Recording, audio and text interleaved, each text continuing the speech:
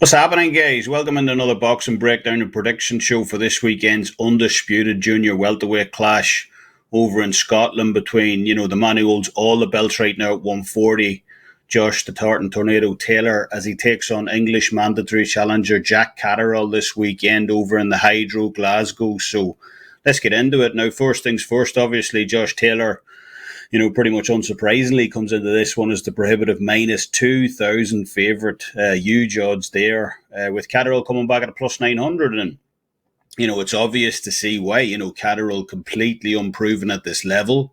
And he's facing a guy in Taylor who's done it all, one of the pound-for-pound stars in the sport right now. So, it does look like an extremely tall order for the Englishman to pull it off this weekend in Scotland, especially in front of a packed house up there in Glasgow, full of thousands of screaming Scots as well. But, we'll have to see. No doubt about it, though, Taylor is the genuine article.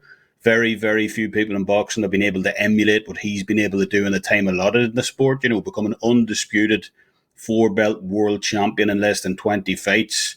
Absolutely unbelievable achievement. And, pretty much only Alexander Usyk comes to mind in terms of, a similar type of achievement. So, he's definitely in some good company there. And, he faces a fighter on Saturday in Jack Catterall who, obviously through no fault of his own, he just hasn't operated anywhere near this kind of level before. Both men share a common opponent in O'Hara Davies.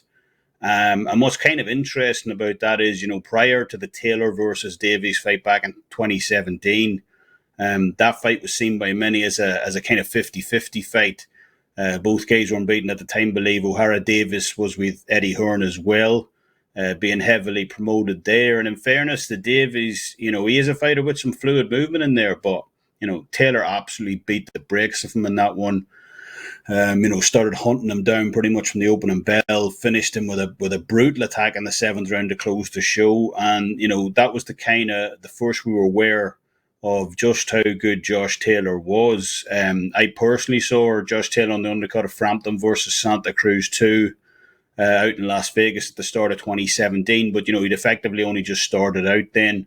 And the Davies fight showed us against a guy, in Davies, who's at the very least British level, that, Taylor is absolutely miles off that league, way, way above, blitz right past domestic level on the world level, and now firmly belongs in the conversation with the other elite fighters in the sport, something he subsequently proved over the last few years as well. In terms of Catterall, he also beat O'Hara Davies, obviously, the year after, back in 2018, but, that fight was an absolute snooze fest. Catterall barely did enough to win that one. He sat behind the high guard for most of the fight, through the occasional loop and left hand as well. That, in their face-off during the week, Taylor was quick to point out also that's effectively all Catterall's got in terms of an arsenal for this fight. So I doubt he's going to surprise Taylor too much with that punch. I just see Taylor being able to tee off on Catterall at a certain point in this fight. Catterall employs good defense. But as we saw with Jose Ramirez's high guard coming out of the clinch in his fight against Josh Taylor last time out, Taylor put in a thunderous uppercut behind the high guard to put him flat on his back. And Taylor, that's something Taylor does really well. He reads opponents incredibly well, can adapt on the fly. And Catterall just isn't high volume enough, in my opinion, to keep Taylor off him in this fight. Taylor has one of the most underrated body attacks in all of boxing, in my opinion. If not the outright best. So if Catterall keeps that shell up all night, even if he leaves those arms outstretched at certain points during the fight, uses that rangefinder in there, which he's been known to do in fights, I think that'll still suit Taylor, piecing those shots of the body together before coming back up top. And that kind of offensive pressure will no doubt take its toll on Catterall here at some point in this fight. And I just see him wearing down the stretch. Taylor's footwork, his ring generalship, his ability to adapt on the fly, as we said previously. I just don't see Catterall being able to survive in there, attempting to box off the back foot. Anyone who has attempted that in the past has been hunted down by Taylor. Taylor's footwork far too good, and Catterall certainly won't, or shouldn't at least, be attempting to take Taylor on in some type of firefight in there either. Effectively, the only chance Catterall has here in my eyes is if Taylor somehow takes his eye off the ball in this one. Taylor has been on a march to undisputed over the last few years. He's firmly on the prize. There was talk of a potential Terence Crawford fight taking place once he became undisputed as well. That was before Crawford left Top Rank, obviously. But, There are a lot of big name fights out there for Taylor should he get past Catterall this weekend. So, this fight is definitely a bit of a come down fight for Taylor, defend against a mandatory challenger.